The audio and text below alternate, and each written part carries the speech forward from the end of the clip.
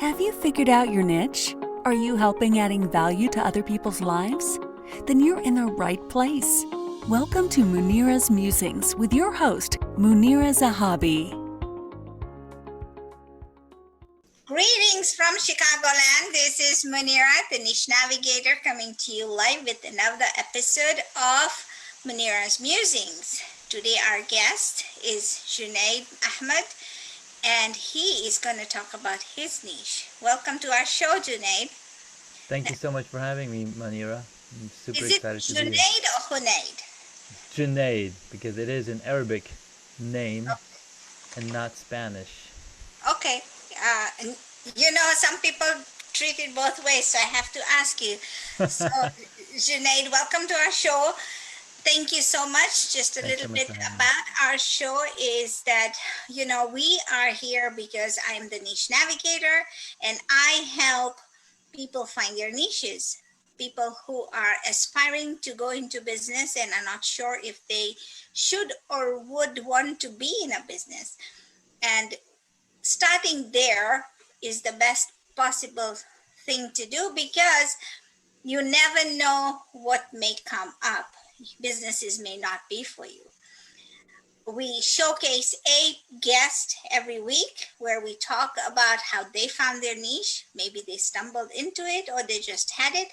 We don't know, but we want to find out. And because we have a curious personality, let's get underway and start talking to Junaid. Hi, so Junaid, tell us a little bit about yourself.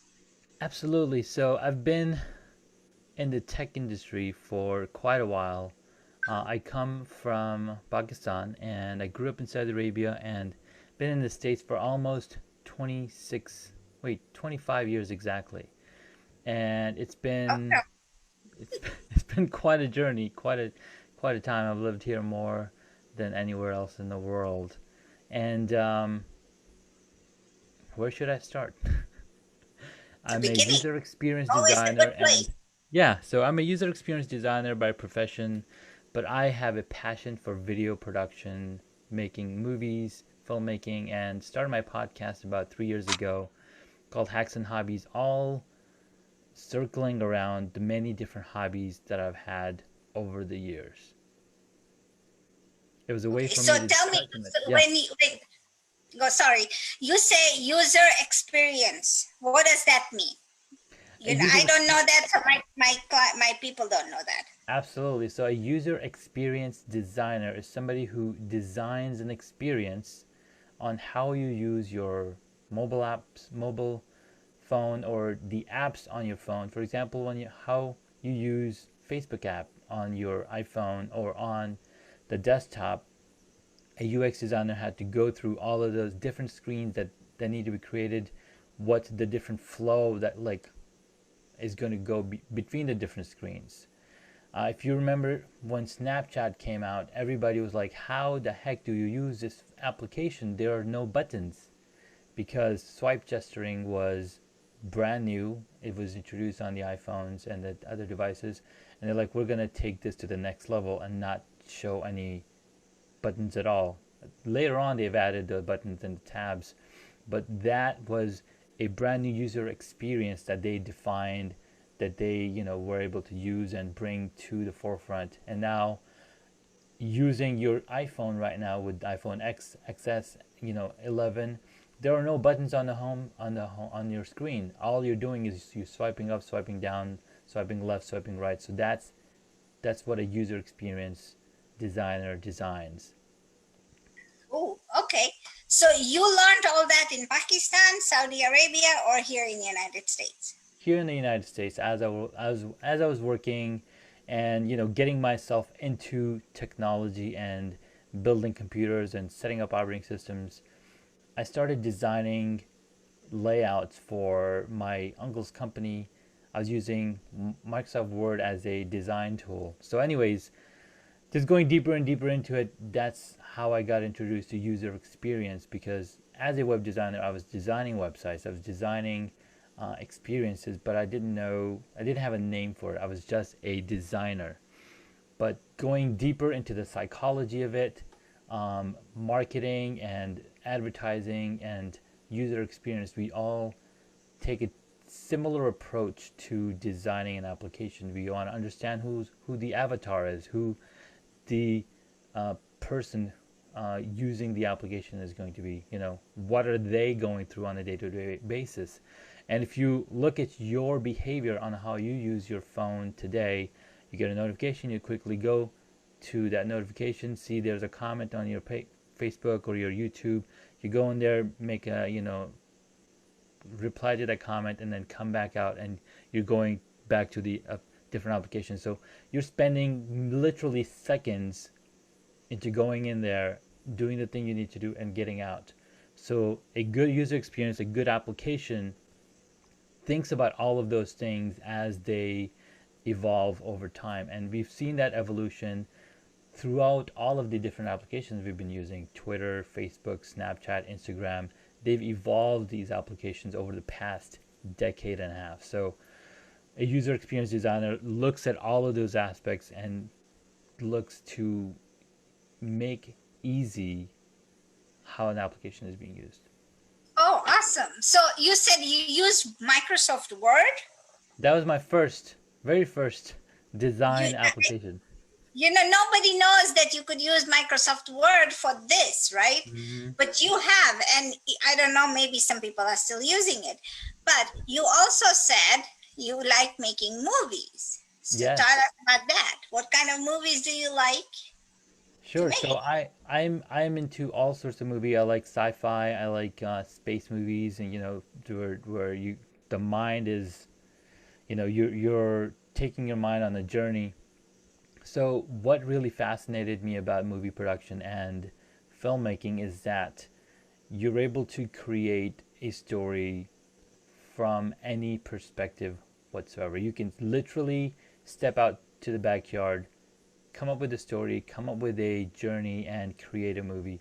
Of course, there's many steps that go into creation of a movie, and 80% of the time you're spending writing that story, coming up with a draft, coming up with a screenplay.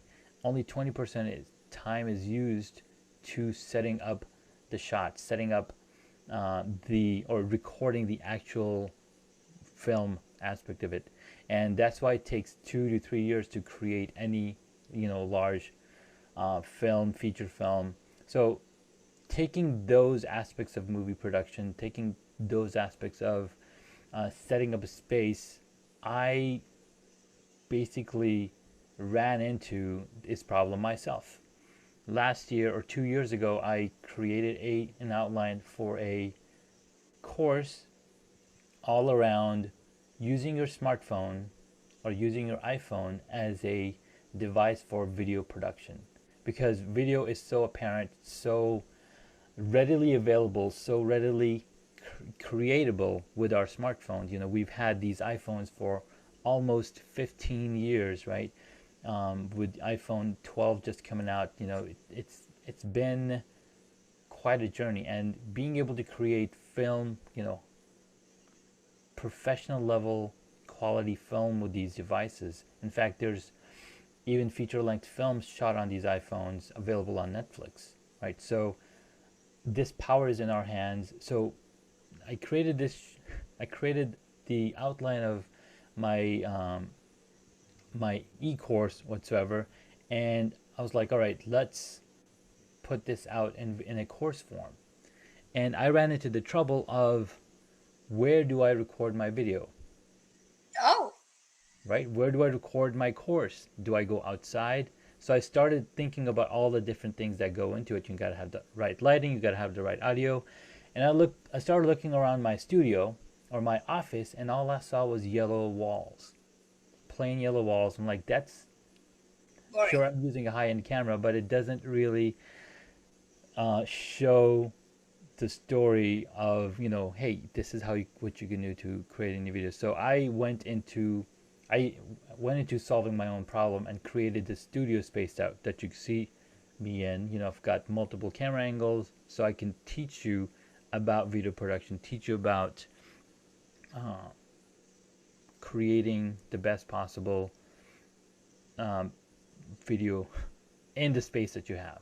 So you created your own studio just to create your course. Yes. How wonderful is that? Oh my God. Okay, so is this course up and running?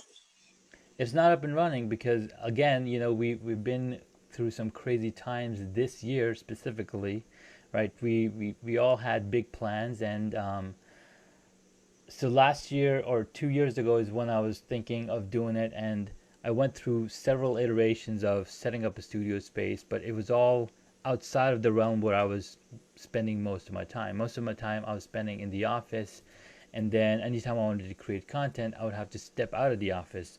But and then setting up that space took me so long that I was like, okay, this is not working out, because anytime I need to go record the content, I spent about an hour to 30 minutes to hour and a half to setting up the space to even get in the mode to start recording.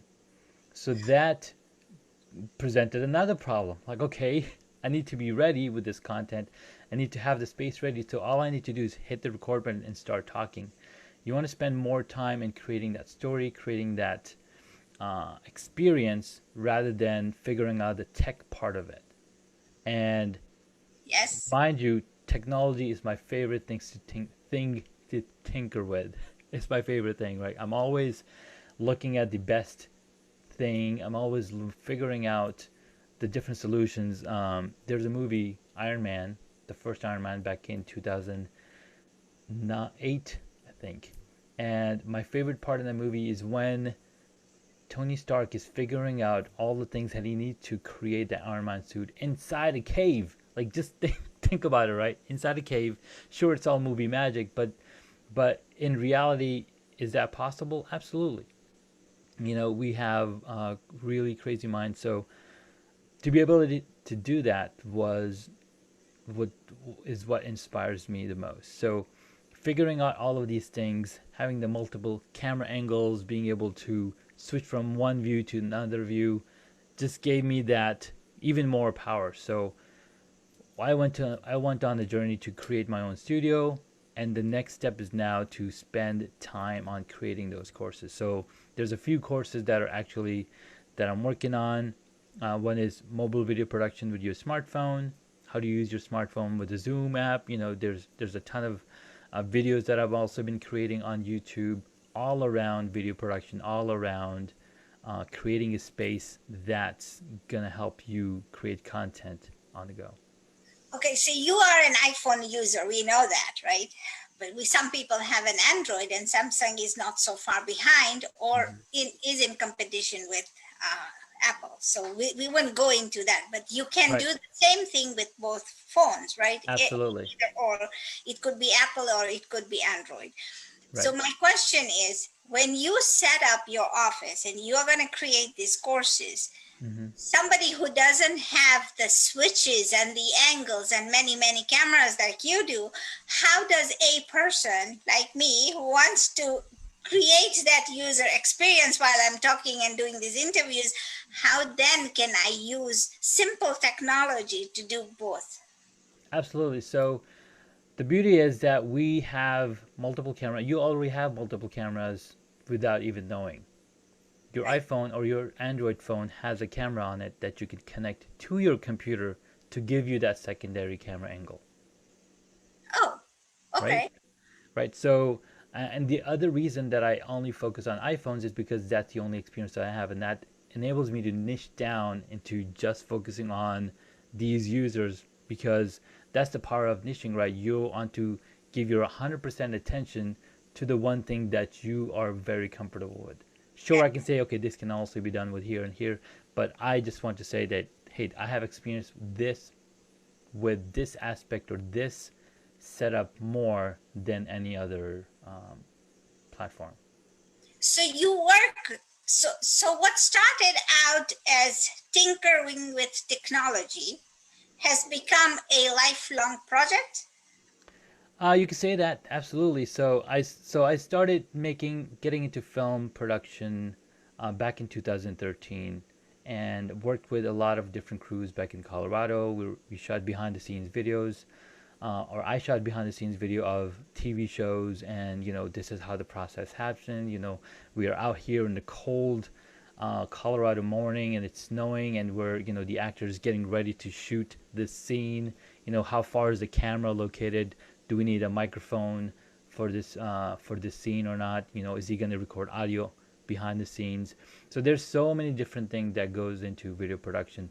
So bringing that knowledge that I've learned over the years, because I've been shooting video for almost 20 plus years, starting with those film cameras, and all I focused on initially, because I had limited access to like Hollywood studio type people with that experience, was just recording the video, having the camera on a tripod so the video is not shaky. So very simple things that you can already do right now is, make sure that you have good lighting. If you have a window available, you can sit in front of a window or have a white balanced light that brings in balanced light to you, so you're not, you're showing up as you would show up when you see somebody in person. I see. Okay, so give me 3 tips. You said tripods, lighting, and sit in front of a window. What else can somebody do if they, and green screen? Right now, Zoom has created these virtual backgrounds. What can you tell us about that?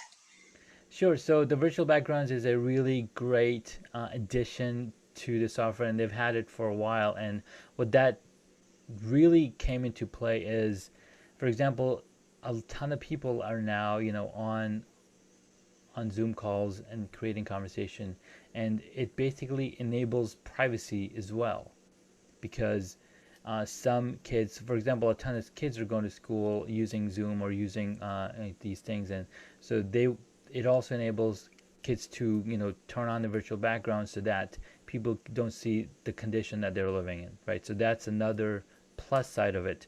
So the best tip that I would give you is anytime that you're talking to your audience, talking to person on the other side of that Zoom call, you want to be looking at the camera and not on your screen, because that will create a eye-to-eye connection. Because let's say we're recording this content and somebody comes back and looks at the content, they want to be able to be in connection with you. They want to be connected to you as you're talking, and then you're then essentially talking to them through that video.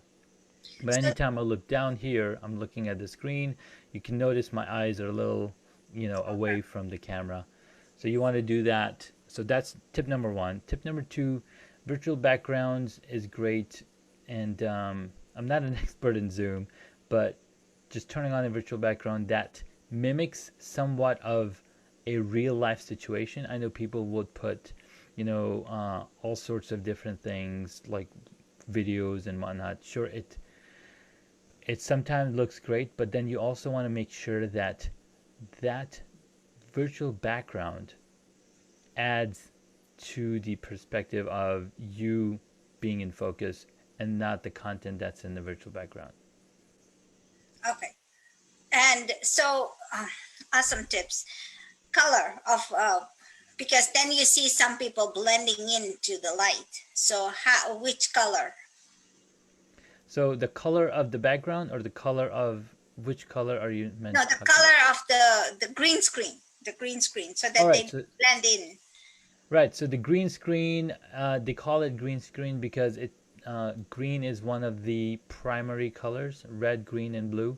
And green and blue are basically they're called chroma colors, and they're easily taken out of. They can easily be taken out from video, and so it makes it easy. There's actually some really smart ways that people have also created green screens, so you don't have to hang these green screens behind you. Instead, you can attach them to your chair. That is green screen that will basically cover this entire area, so it's directly behind you, and everything else they can just paint around because you're not in that area. So any area that you're in front of, that needs to be green, and everything else could be whatever, and then the software takes care of the rest of it. So are you using a green screen right now? I am not using a green screen right now. As you can see, This is my room. Okay, so this is your man cave where you have your own studio. This is my Perfect. studio, yeah. Where can people find you, Junaid? All right, I am available on hacksandhobbies.com. That is my podcast. And Munira, you were also a guest on my podcast. So as soon as that episode goes live, folks can come and check out that episode. So people can find me there, hacksandhobbies.com, or they can find me on Facebook under Junaid Ahmed or /Super Junaid. It's such a wonderful, we could talk about technology all day because I have a love for it, but sometimes I do get frustrated with it. But you know what? Regardless of anything, we have this passion, and we have to now use technology, especially now during COVID times where people are now taking to videos a lot. Yes. And we are on Zoom. I talked to a friend yesterday, and she was like, I'm zoomed out. I just don't want to look at another screen during the weekend because I'm on so many meetings. And that's what is happening. So you have shared a lot of good tips. Thank you so much for that. And if you guys are interested in looking up, this course isn't done, but you know what? He has a lot of YouTube videos, which I have checked out as well. And they're Hacks and Hobbies, right? Yes. On YouTube. Hacks and Hobbies on YouTube or any podcast application that you listen to. Been doing the podcast for about 2.5 years. And some good tips about technology, and you, like he said, you can connect your own cell phone to create another thing, which I have to learn now. Curiosity peaks, right? You want to get everything done right. So I've actually got a YouTube video on how to use your iPhone or a smartphone with your desktop as a webcam. Awesome. So we'll check that out. But thank you so much for being here. I appreciate it. This has been a really breath of fresh air because technology is what I like also. I don't tinker with it a lot, but everybody who is out there looking, listening, and you want a few tips, go check out Hacks and Hobbies or connect with Junaid Ahmed. And we will see you next week with another tip and trick. And if you like this podcast, go ahead, like, share, and subscribe to our channel. Thank you so much. Have a wonderful week. Thank you so much for having me. Thank you for listening to this episode of Munira's Musings with your host, Munira Zahabi. If you enjoyed our show, please share and subscribe to this channel. And for more content, please join our Facebook group.